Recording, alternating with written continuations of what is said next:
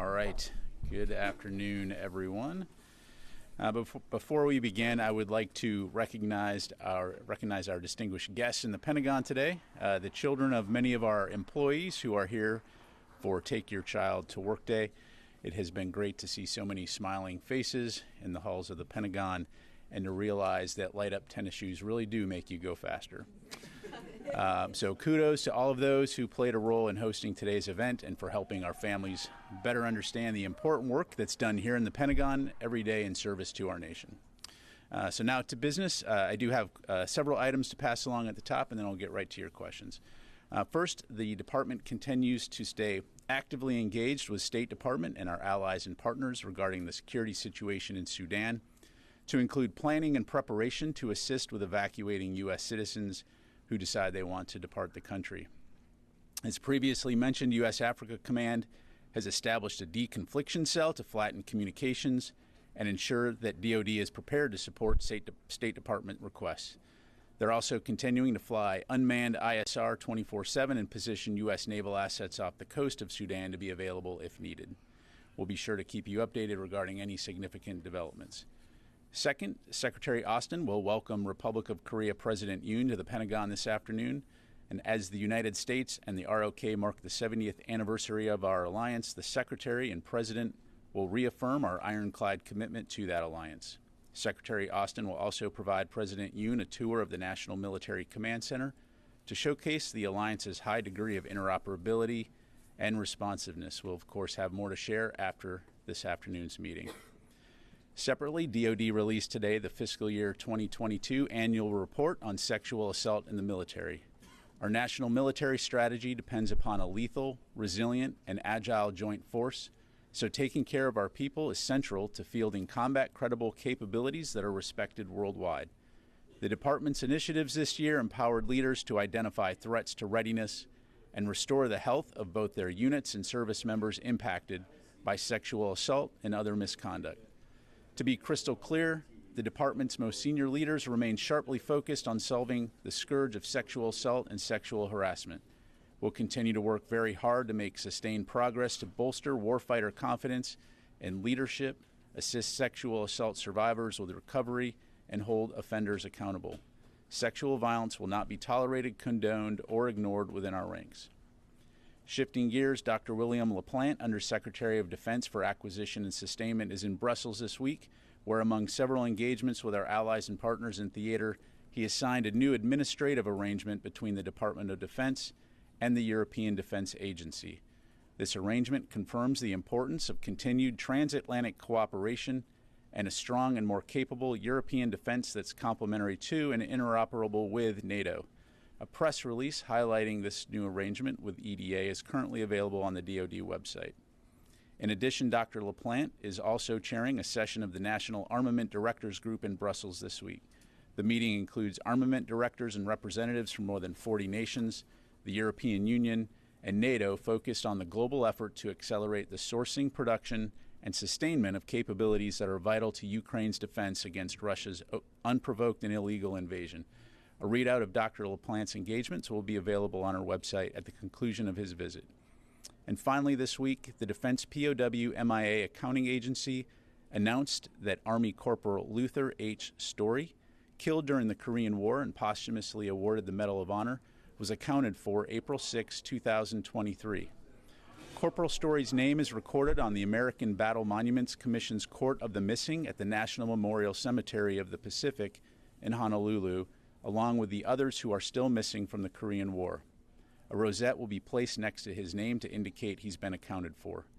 The United States and the Republic of Korea will continue making every effort to identify service members missing in action, like Army Corporal Story.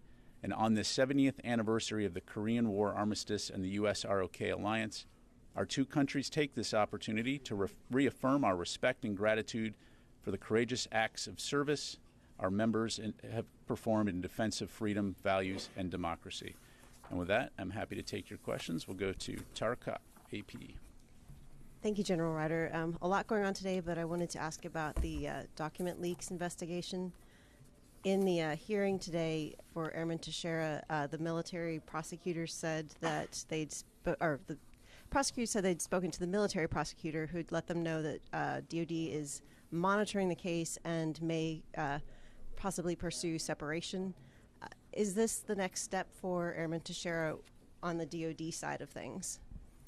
Thanks, Tara. As it relates to the airmen and the ongoing investigation, I'm really limited in what I can say at this point, given the fact that there continues to be an ongoing investigation. As you highlight, our Office of General Counsel stays in close contact with the Department of Justice, but beyond that, I'm not going to have more to provide.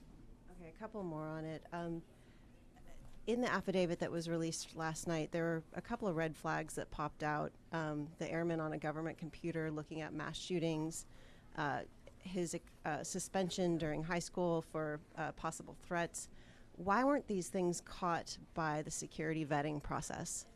Again, this is something that the investigation will tell us, so I'm just not able to comment on his particular case. If not on his particular case, in general on a government computer, if you input things like mass shootings or other trigger words, wouldn't that trigger a security review? Well, again, without getting into specific hypotheticals and without knowing the context, as you highlight, we do have a continuous vetting process when it relates to holding a security clearance that would look at a variety of things, to include public records, financial records. But in terms of individual searches and what those are and the context of what those searches may be and why, it's important to obviously look at each of those cases individually, and as it relates to this airman, that's something that the investigation will have to tell us. And just one quick last one. Can you give us an update on the status of continuous vetting? As of right now, the process within the department continues to be continuous vetting, and as I mentioned, this is the near real-time monitoring of cleared individuals, supported by automated record checks that pull data from several different data sources, including criminal, financial, and public records throughout an individual's period of eligibility. As you've heard us say, the department is looking not only at our intelligence processes and procedures as it relates to security or sensitive information and who has that information, but also looking at the process by which we clear and vet individuals for security clearances, and that work is ongoing. Let me go ahead and go to Idris, and then we'll come back over here to Natasha. One of the things the court filings talks about is how he was suspended from school. He was denied licenses for guns. Knowing what you know, was it a failure? Does the secretary believe that it was a failure that he was allowed in the military? Again, Idris, I think it's important to allow this investigation to look at the totality of this case. And before then, it would be premature to comment. And two leaders from the 102nd Intel Wing were also suspended. Again, given what you know right now, do you believe that there are systemic issues within the 102nd that require more action? So the Air Force has initiated an investigation. As you know, the Air Force Inspector General is investigating the wing. As you highlight, my understanding is they have temporarily suspended 2 leaders within that unit. But whereas in terms of what happens next, that's really for the Air Force to comment at the conclusion of their investigation. Thank you. Natasha?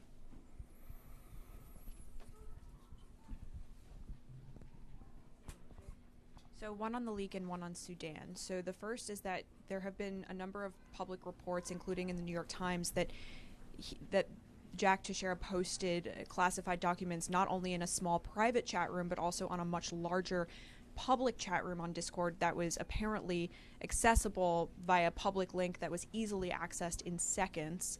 So why wasn't the department able to kind of scrub the internet for these kinds of classified documents that were apparently publicly available, and is that a failure? Yeah, thanks, Natasha. Again, we need to allow this investigation to run its course. Certainly aware of those press reports, but in terms of the actions of this individual and the scope of those leaks, that again is something that continues to be assessed and continues to be investigated. Is that something in the abstract that the Defense Department that they can do as part of this continuous vetting, that they can look online and see if there have been classified documents posted in these public forums? Well, again, I think it's important to differentiate between the Department of Defense monitoring private commercial websites unless there is a reason to do that in accordance with current law as it pertains to civil liberties and privacy.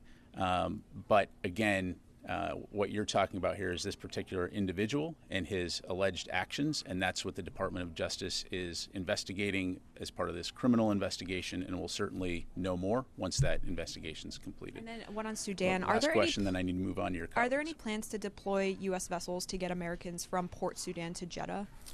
Yeah, so first let me just say right up front that we are committed to assisting State Department with the evacuation of U.S. citizens that are seeking to depart the country.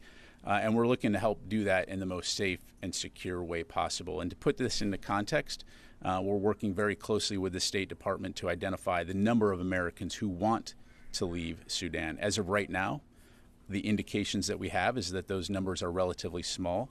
However, we do recognize that that could change quickly. So as previously stated, we have focused our efforts on support to overland routes.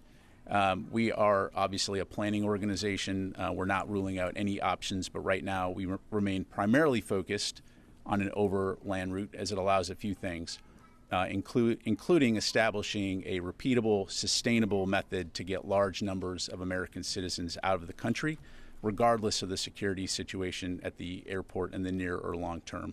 And so also given the fact that there are international flights currently going in and out of Wadi Sedna, the small number of Americans who have made their way to the airport have been offered flights out. So that's also part of what our deconfliction cell at AFRICOM is doing, is working with State Department, working with our allies and partners to identify available seats, and the Americans who have arrived at that airport have been able to fly out. Again, this is something that we'll continue to work very closely to ensure that we're able to support whatever requirements State Department provides. Thanks. Laura, and then we'll go to Travis. Thank you. So just back on the leaks, a couple questions. First of all, does federal prosecutors say that Airman Teixeira may still have classified information that he hasn't yet released? Does DoD know the extent of the material that he actually still has? And then I have another question. Yeah, again, as it relates to him, there is an ongoing criminal investigation being led by the Department of Justice. So anything related to that case, I would need to refer you to them. And then just one more on this. He he had an arsenal of guns. He was suspended from high school for making violent and racist threats. And yet he was able to join the National Guard. So what message does it send that potential recruits can't join the military for marijuana use or maybe being overweight if someone like this person gets in? Yeah, so again, to belabor the point, there's an ongoing investigation which will tell us a lot more about this particular individual. I would highlight, though, that the vast majority of people who serve within the Department of Defense in all the military branches and all the components do so honorably. They come to work every day and can be trusted to do their jobs and adhere by the oath that they took. So again, I think it's important not necessarily to take the actions of one individual and somehow paint a picture that indicates a systemic breakdown. Again, this is under investigation, and the investigation will tell us a lot more about this particular individual and what he did and did not do. Let me go over here to Travis.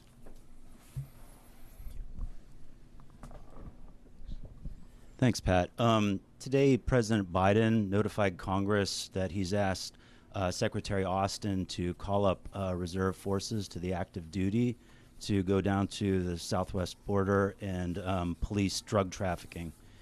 Can you tell us how many troops may be sent down there, what units they may come from, and what the timeline for that might be? Yeah, thanks, Travis. So I don't have anything to provide from the podium today on that. Certainly going forward, if and when we do, we'll be sure to pass that along.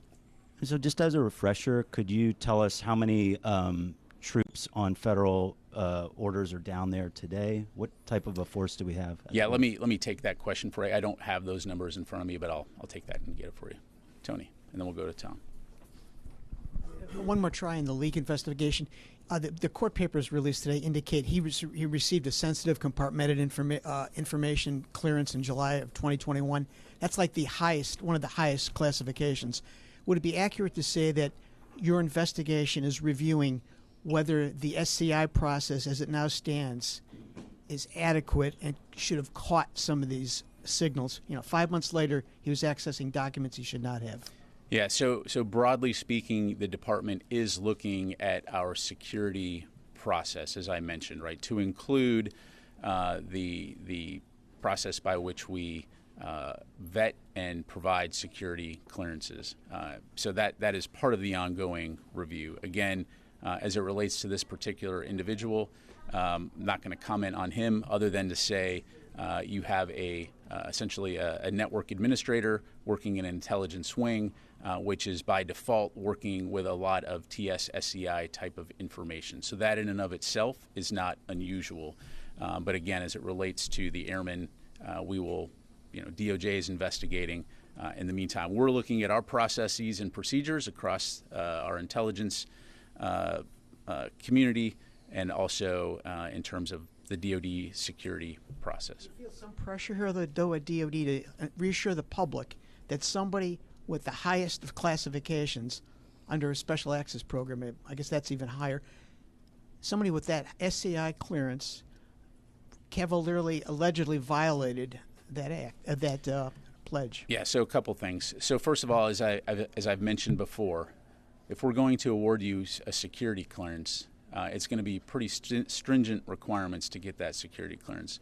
First of all, there is going to be a background check. You're going to take training, and you're going to sign a non-disclosure agreement. So, at the end of the day, it is not something that you just get. It's something that you have to essentially earn and then maintain that.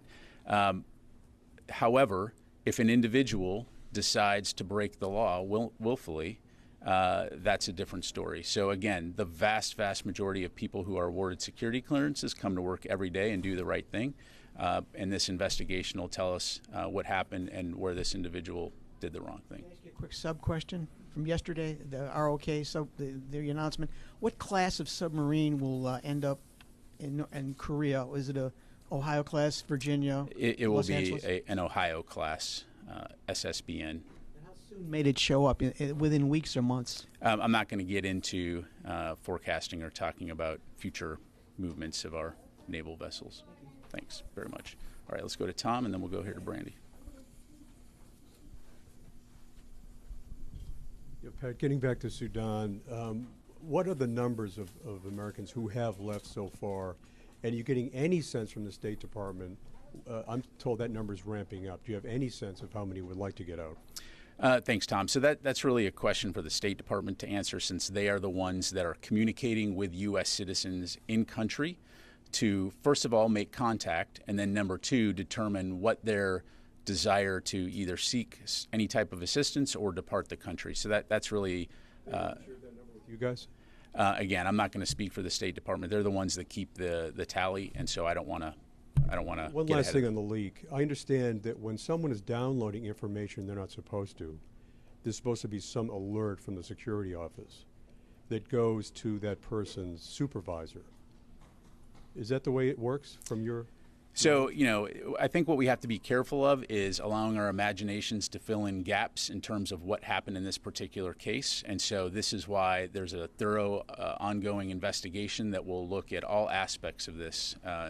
So again, I don't want to speculate or do a hypothetical situation when we don't have the facts. In general, is that how things are supposed to happen? There could be a variety of means, a variety of ways. So, for example, is there an alert if I'm downloading something I shouldn't? Typically, there will be some type of indication that you are not on sites, or more regularly, you won't be able to access those sites. And that alert would go to my supervisor, correct? It could go to your supervisor. It could go to the communication security folks that are monitoring networks. Yeah. So the bottom line, that's how it's supposed to work. When you look at a phone in the Department of Defense or a computer, there is a banner that comes up that tells you exactly that you are subject to monitoring, and so it's a fair assumption that you are being monitored. And if you're doing inappropriate activity, that there will be some type of alert. But again, as it pertains to this particular case, we need to allow the investigation to run its course to get the facts. So, thank you, Brandy. Thank you so much, General. First, I have a follow-up on some news you mentioned at the top. The new arrangement signed by Mr. LaPlante in Brussels. Can you talk about the significance? Why was that signed now? What are its roots? Sure. I'll tell you what, Brandy, if you don't mind, let me get you the press release on that. We can go into much more detail.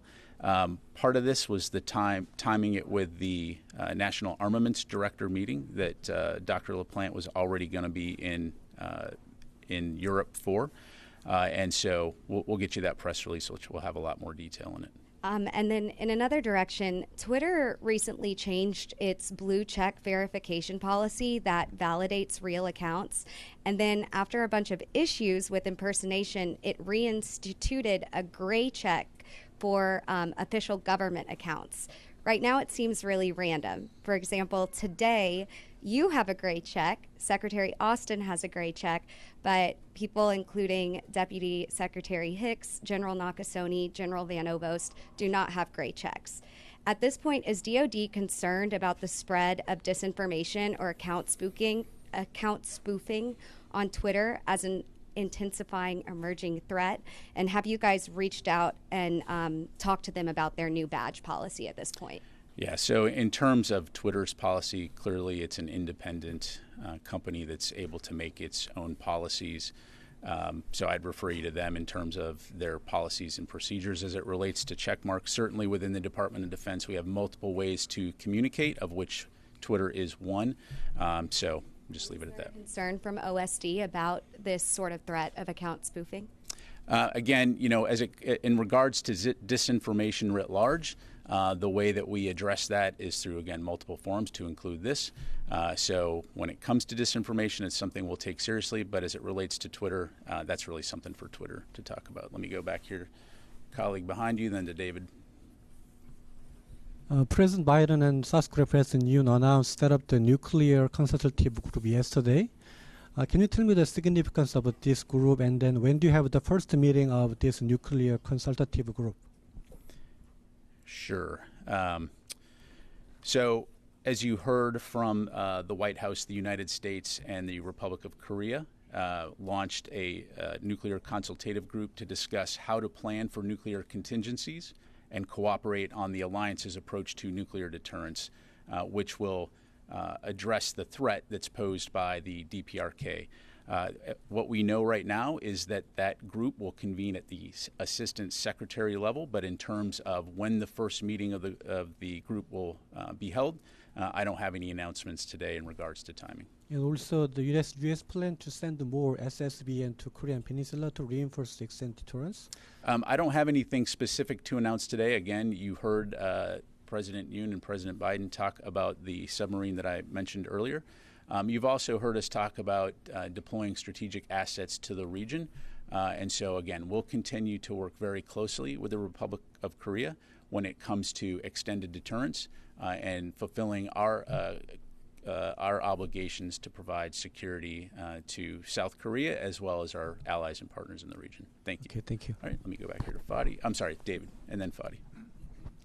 How does someone who's been suspended from high school earn a top secret clearance? Is there a procedure for getting something like that expunged from your record, or a procedure for somehow demonstrating that was long ago in the past? Yeah, thanks, David. So let me kind of answer that in two different parts. So as it relates to this individual and his experiences and what he did or did not do in high school, again, I'm not going to get into his situation. We're going to allow the investigation to run its course. As it relates to a security clearance in general, so first of all, I think as I mentioned, there is no difference between applying for a security clearance in the Air National Guard versus the active duty. And the organization that manages this process is the Defense Counterintelligence and Security Agency, which conducts the investigation and adjudication process for security clearances for DoD. Happy to get you a much higher level of detail, but the bottom line is, through this process, an adjudicator follows a very prescribed process that examines a sufficient period in a person's life to make an affirmative determination that that person is eligible first for security clearance, and then eligibility for access to classified information is predicated upon the individual meeting personnel security guidelines to include a number of variables that we look at in terms of, for example, the nature and extent and the seriousness of the conduct, the circumstances surrounding the conduct to include knowledgeable participation, the frequency and recency of the conduct, the individual's age and maturity at the time of the conduct, the voluntariness of participation, the presence or absence of rehabilitation or other pertinent behavioral changes, the motivation for the conduct, the potential for pressure, coercion, exploitation, or duress, and then the likelihood of continuation of recurrence. So those are prescribed adjudication procedures that go into every single security clearance investigation. Also, part of that is a careful weighing of a number of variables known as the whole person concept. So that's part of that whole background investigation process where you are interviewed, friends, family, acquaintances are interviewed. A lot of that goes into the awarding of a security clearance. What is the sufficient period? Sufficient period for? You said that they examine a sufficient period of the person's life. What is a sufficient period for a 21-year-old? Again, I'm not going to get into his individual case. We can get back to you on that question. Thank you. We go over to Chris. And I'm sorry. Let's go to Fadi first and then Chris. Thank you, General. Back to Sudan, you mentioned land routes as probably the best option for U.S. citizens who want to leave Sudan. The UN is still describing the situation on the ground as very dangerous. They're even calling for a humanitarian corridor to facilitate the evacuation. So I'm interested in knowing your assessment of the security situation and the risks associated with maybe U.S. citizens leaving Sudan, a city like Khartoum. And is the department open to the idea of having maybe troops on the ground to facilitate the evacuation? Thank you. Yeah, thanks. So to answer your second question first, right now we do not have any U.S. military forces on the ground in Sudan. And in looking to facilitate that land route, we would be working with the State Department to employ local nationals that are associated with the State Department to assist in that process, as well as contracted capability. I won't get into the specifics of security, but clearly that is a factor that we're looking at, in addition to the ISR capability that we provide overhead. In terms of the security situation, again, right now you've heard State Department talk about the ceasefire. Things have been a little bit calmer in Khartoum, as I understand it, but clearly still a deteriorating security situation with the prospect that things, of course, will get worse. So, again, as I highlighted, the viability of a land route does a couple things. One, because we're in a situation where people are departing the city, not necessarily having to make their way through checkpoints to get to an airport, which could over time, the security situation could deteriorate. It allows us to establish a sustainable, repeatable process by which to get people out over ground in larger numbers to Port Sudan, for example, where they could be received and then moved onward via sea. So that's something that we'll continue to work. The bottom line is we're ready to support now, and we'll continue to work very closely with the State Department. We'll continue to stay in close contact with our allies and partners to ensure that if an American citizen is looking to get out, we will work with state to ensure and enable that. Thank you. Chris. Thanks, Pat. If I may ask a question about Russia's actions toward U.S. forces. Last week, U.S. Central Command and the Air Force said Russian planes had violated the deconfliction protocols over 60 times since March 1st, and during that time period overflown U.S. troops armed with armed planes more than 24 times. Additionally, CENTCOM said back in November a Russian surface-to-air missile fired at a U.S. MQ-9. We had the incident over the Black Sea in which Russian planes harassed the U.S. MQ-9, and the Pentagon said that was part of a broader pattern by Russian pilots. So does the Pentagon believe these actions have been ordered by Moscow, that Russian pilots should be more aggressive towards U.S. forces? Yeah, so I won't speak to what we think Moscow may or may not be ordering. I would say that when it comes to Syria, Our focus remains singular in terms of why we're there and what it is we're trying to do, which is, again, support the enduring defeat of ISIS. We recognize that this type of activity by Russia is very inappropriate. It also is very dangerous. But we're not seeking to get into a conflict with Russia, nor are we looking to divert attention from why it is that we're there. So we'll continue to use the deconfliction line. We'll continue to use both public and private means to communicate with the Russians on what is and is not appropriate. And you have had this conversation with the deconfliction line. They've picked up the phone, answered. You've addressed this with them. I would refer you to CENTCOM, but my understanding is that that deconfliction line remains open and something that they continue to use. All right, thank you. All right, thanks very much, everybody. Appreciate it.